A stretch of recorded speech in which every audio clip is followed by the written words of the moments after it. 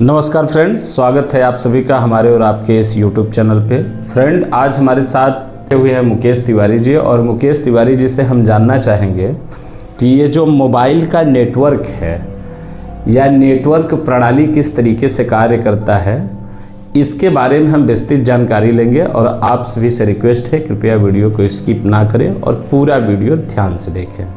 मुकेश तिवारी जी, हम जानना चाहते हैं कि जो मोबाइल का नेटवर्क है, ये नेटवर्क किस तरीके से कार्य करता है। और अक्सर हम लोग देखते हैं कि हम नेटवर्क के ही सहारे कॉल कर पाते हैं या ये संभव नेटवर्क से ही होता है। तो हम नेटवर्क के कार्य प्रणाली के बारे में जानना चाहते हैं, कृपया इसे सरल भाषा में समझाने की कोशिश करें। जी संदीप जी, धन्यवाद जी। तो आपका क्वेश्चन अच्छा है। तो मैं सबसे पहले बताना चाहूँगा कि जो मोबाइल है जी, ये कुछ कॉम्प्लिकेटेड अपना जो सिस्टम वर्क है जी, तो इसका जो सिस्टम है ये एक प्रकार का वायरलेस और नॉन वायरलेस दोनों प्रोसेस का एक मिक्सचर है, मिश्रण है जी। इसमें एक तरह से कर लीजिए वायर भी यूज होता है और वायर नहीं भी यूज होता है जी। तो इसके लिए आपको सबसे पहले इसके में सबसे महत्वपूर्ण चीज़ होती है कि जो कम्युनिकेशन बनाता है जी, एक जगह से दूसरी जगह, कहीं दूर, जैसे कि आपको कॉल करना हुआ तो उसमें आपको इस प्रक्रिया में एक ऑप्टिकल फाइबर नाम का केबल होता है, ओके, जो टोटल इंटरनल रिफ्लेक्शन पे काम करता है। जी, प्रकाश की जो प्रकाश को एक जगह से दूसरे जगह भेजने के लिए एक सिस्टम होता है जी, जिसमें कि प्रकाश को एक जगह से दूसरे जगह एक ट्यूब के माध्यम से भेजते हैं। जी, तो वो उस ट्यूब का नाम है जी, optical fibre. Okay, total internal reflection के सिद्धांत पे यह काम करता है। ये 10th और 12th के जो साइंस के बुक हैं उसमें इसका पूरा विस्तृत से किया हुआ है जी। तो सबसे पहले ये ऑप्टिकल फाइबर होता क्या है, इसके बारे में हम बताना चाहते हैं जी। तो ऑप्टिकल फाइबर एक मोटा केबल होता है जी, जिसके एकदम सेंटर में ये ट्यूब रहती है। इसके ऊपर 8 लेयर की कोटिंग रहती है, मतलब प्रोटेक्शन के लिए, इसकी सुरक्षा के लिए कि कहीं से कुछ डैमेज ना हो जाए, इसके लिए। इसका पहला लेयर जो होता है वो पॉलीएथिलीन का होता है जी। इसके बाद इसमें एलआर टेप लगा रहता है। इसके बाद इसमें होता है आपका स्टैंडर्ड स्टील वायर्स होते हैं, स्टील काफ़ी मजबूत होता है। उसके बाद इसमें आते हैं एल्युमिनियम के वाटर बैरियर आते हैं, जिसकी नमी वगैरह इसके अंदर न पहुँच पाए जी। उसके बाद आते हैं इसमें पॉलीकार्बोनेट का जो पदार्थ होता है उसका लेप होता है। फिर उसके नीचे होता है कॉपर ट्यूब जी, कॉपर ट्यूब। उसके बाद इसमें पेट्रोलियम जेली का इस्तेमाल होता है जी। फिर सेंटर में ये ट्यूब इसको रहता है, इसके सेंटर में ट्यूब रहता है ऑप्टिकल फाइबर जी। तो ये काफ़ी मजबूत होता है, मतलब ये इसको जल्दी क्षति नहीं पहुँचती है जी। तो इसका जो प्रोटेक्शन लेयर बहुत हाई है। अब इसमें क्या होता है ना कि ये ज़मीन के अंदर काफ़ी गहराई में इसको बिछा देते हैं, हर जगह पे इसका केबल इसको ज़मीन के अंदर बिछा देते हैं, ज़मीन के अंदर। यहाँ तक कि आप जैसे कि देश में आप ज़मीन के अंदर इसको अंदर ग्राउंड कर सकते हैं, या जैसे कि आपको अंतर्राष्ट्रीय स्तर पे देखें तो जैसे कि बड़े बड़े देशों में जैसे कि बहुत सारे अमेरिका है, चाइना है, इंडोनेशिया, जापान, तो हमारी कनेक्टिविटी वहाँ तक कैसे पहुँचे, इसके लिए बाई सी आपको जाना पड़ेगा, समुद्र के से। तो यहाँ तक कि समुद्र के नीचे भी इसको बिछाया जाता है जी। समुद्र के नीचे बिछाने के लिए बहुत ही कॉस्टली, मतलब इसमें कॉस्ट आता है जी।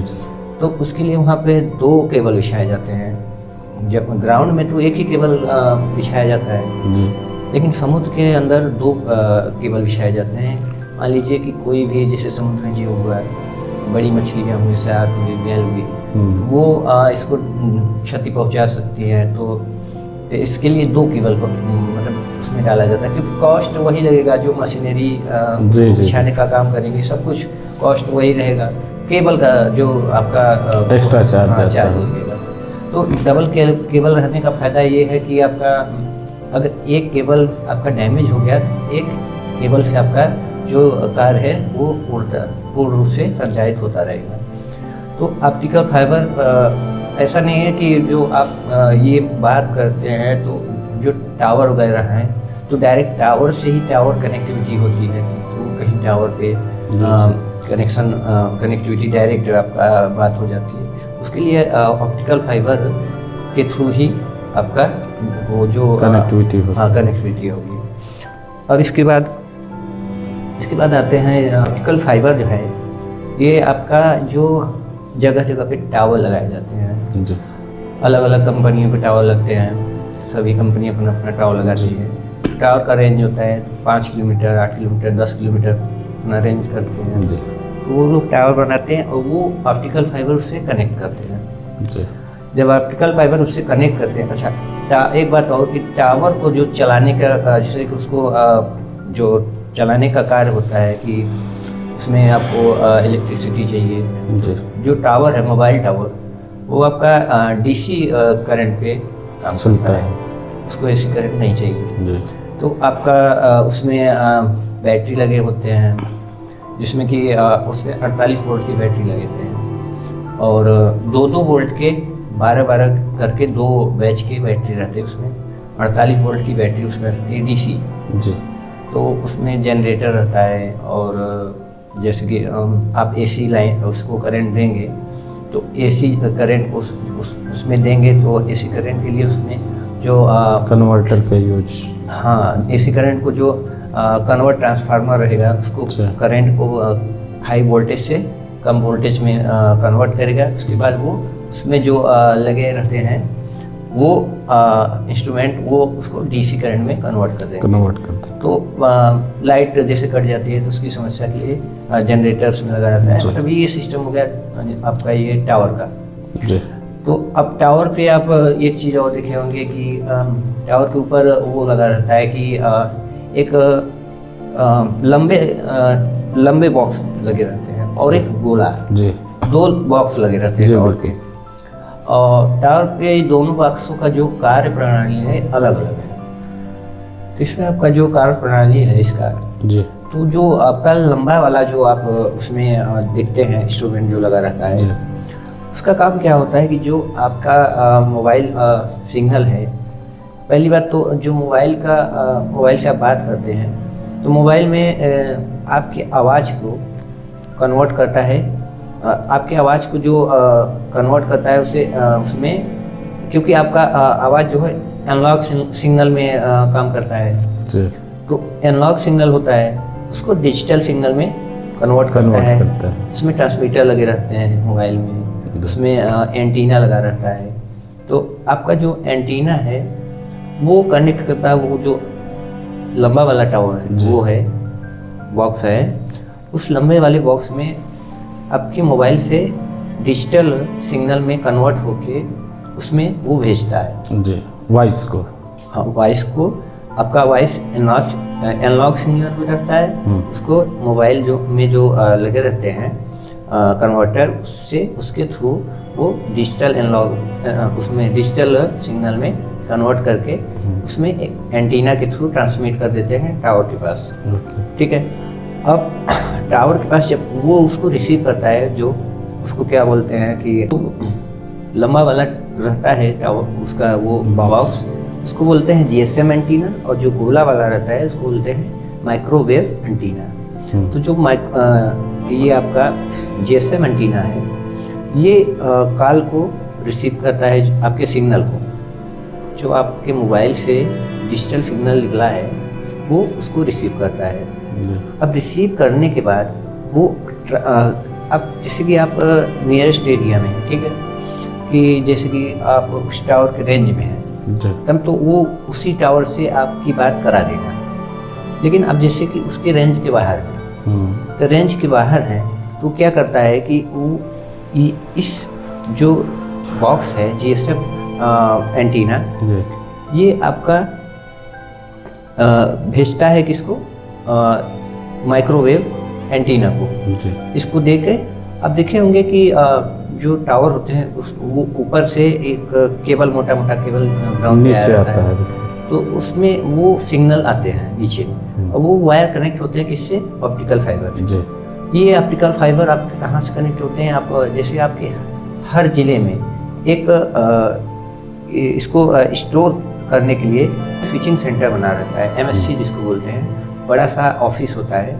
उसमें आपके ज़िले की हर टावर की जो ऑप्टिकल फाइबर आके जुड़ी हुई होती हैं, तो आप वहाँ पे आपकी जो सिग्नल है, डिजिटल सिग्नल जी वहाँ पे पहुँचती हैं। अच्छा, डिजिटल सिग्नल जो है वो इलेक्ट्रोमैग्नेटिक वेव होती हैं। जी अब ये सिग्नल जब वहाँ पे पहुँचती हैं, वो आपका एमएससी जो है, मोबाइल स्विचिंग सेंटर, अब जैसे कि आप मान लीजिए कि यहाँ से कॉल लगाए हैं, जी आपको कॉल लगाना है मुंबई, जी तो मोबाइल स्विचिंग सेंटर वहाँ से, अब देखिए ऑप्टिकल फाइबर की कनेक्टिविटी हर जगह रहती है, वो कनेक्ट रहेगा मुंबई से, दिल्ली से, हर शहर से, यहाँ तक कि इंटरनेशनल जो देश है सबसे कनेक्ट रहता है। तो वो वहाँ से क्या करेगा, आपको ट्रांसफ़र करेगा, जी करेगा मुंबई, जी, या जहाँ पर भी हाँ, कॉल करना तो चाहते हैं। हाँ जहाँ भी, जी तो आपके डायरेक्ट मोबाइल पे नहीं ट्रांसफ़र करेगा, वहाँ पे जो नियरेस्ट एमएससी होगी आपके जो रेंज में है, जिस रेंज में है उसके नियरेस्ट जो एमएससी है, जी मोबाइल स्विचिंग सेंटर जो ऑफिस है, वहाँ पे वो सिग्नल जाएगा। अब वहाँ से वो सिग्नल उसमें रिसीव होगा। अब वो खोजेगा कि ये व्यक्ति जिसको आप कॉल लगाए हैं वो किस एरिया में है, किस एरिया में। अब किस एरिया में है तो वो उसको खोज के उस टावर को ट्रांसफ़र कर देगा वो सिग्नल। जी अब वो सिग्नल ट्रांसफ़र करेगा तो वो टावर अब खोजेगा कि आप किस स्थान पे हैं। जी उसमें जो टावर में लगे रहते हैं, आपको बताया जीएसएम एंटीना है, माइक्रोवेव एंटीना है, तो जीएसएम एंटीना आपका क्या करेगा, खोजेगा। जी तो जीएसएम एंटीना खोजेगा कि हाँ इस जगह आपका ये बंदा है, तो वो उस पर ट्रांसफ़र कर देगा वेव। अब वहाँ से देखिए, अभी तक आपका जो आपका वो था वेव, वो एनालॉग डिजिटल सिग्नल था। जी अब आपका जो मोबाइल है वो उस डिजिटल सिग्नल को रिसीव करेगा आपके एंटीना से, जी फिर उसको कन्वर्ट कर देगा वो एनालॉग सिग्नल में। जी ठीक, तो वो जो बंदा आपको कॉल किया है उसका जो आवाज़ है आपको सुनाई देने लगेगा। जितनी भी ये सब प्रक्रियाएं हैं, जी तो ये क्योंकि लाइट वेव होती है उस स्पीड से ये सब काम होता है। तो लाइट का जो स्पीड होता है आपको पता होगा जी या नहीं पता होगा, तो जैसे हम बता दे रहे हैं कि 3 लाख किलोमीटर पर सेकेंड, मतलब 1 सेकेंड में वो 3 लाख किलोमीटर की दूरी तय कर सकते हैं। अब इतना हाई स्पीड होता है इसका, तो इस कारण इसमें जो ये सब प्रक्रियाएं होती हैं, इस करने में ज़्यादा टाइम नहीं लगता उसको, मात्र 2-4 सेकेंड। 2-4 सेकेंड ज़्यादा हो गया, अच्छा, और कम 3 नहीं, लाख रिंग वगैरह बजने में तो 2-4 सेकेंड नहीं, वगैरह। 2-4 सेकेंड ज़्यादा हो जाता है। हाँ। 1 सेकेंड में ये काम हो जाता है, 1 सेकेंड। 1 सेकेंड में हो जाता है। तो इतनी सब प्रक्रिया 1 सेकेंड में हो जाती हैं आपका। जी। तो ये मोबाइल का जो सिस्टम है, ये बड़ा ही मतलब कि एक कहिए तो कॉम्प्लिकेटेड है, लेकिन जो ये लाइट की स्पीड है उसको सरल बना देता है। जी तो अब इसके बाद आता है कि अब मोबाइल से जो टावर की कनेक्टिविटी होती है जी वो ऐसे तो कनेक्ट हो नहीं जाएगा, उसमें कुछ न कुछ ऐसी डिवाइस लगाएंगे जी, तो बिल्कुल, उनका फिर कनेक्ट होगा। उसमें कनेक्ट करने के लिए सिम आता है, इस सिम होता है। सिम का जो आपका फुल फॉर्म होता है, आप जानते हैं कि नहीं है, जी। तो हम बता दे रहे हैं। इसका फुल फॉर्म होता है सब्सक्राइबर आइडेंटिटी मॉड्यूल।